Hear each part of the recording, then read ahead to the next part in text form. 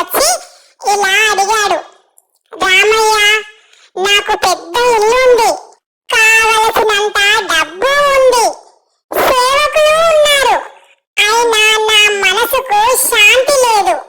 నువ్వు ఏమీ లేకపోయినా కూడా ఎప్పుడూ కూడా సంతోషంగా ఉంటావు. నీ రహస్యం ఏమిటి అని అడిగాడు. రామయ్య నవ్వుతూ అతనిని పక్కనున్న తోటలోకి తీసుకువెళ్ళాడు.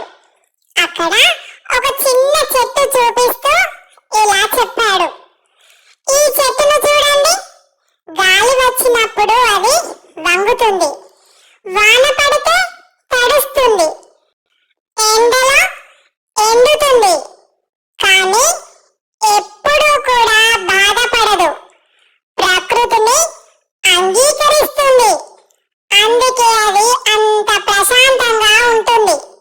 రామయ్య ఇలా చెప్పడంతో ఆ ధనవంతుడు ఆలోచించడం మొదలుపెట్టాడు. రామయ్య మళ్ళీ ఇలా చెప్పసాగాడు, మనుషుల సమస్య ఏమిటంటే జరిగిన దాన్ని మరచిపోలేరు, జరగని దాన్ని ఊహిస్తూ భయపడతారు, కానీ ప్రస్తుతం ఉన్న క్షణాన్ని ఆనందించరు. మనశ్శాంతి అంటే జరిగిన దాన్ని అంగీకరించడం, ప్రస్తుతం ఉన్నదానికి కృతజ్ఞత చెప్పడం. ఇలా రామయ్య చెప్పాడు. ఆ రోజు నుంచి ఆ ధనవంతుడు తన ఆలోచనలను మార్చుకున్నాడు.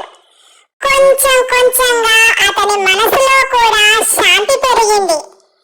కథ ఏంటే ఫ్రెండ్స్, ఈ కథలోని నీతి ఏంటంటే మనశ్శాంతి బయట ప్రపంచంలో కాదు, మనశ్శాంతి బయట ప్రపంచంలో కాదు, మన ఆలోచనల్లోనే ఉంటుంది. మనశ్శాంతి మన ఆలోచనల్లోనే ఉంటుంది.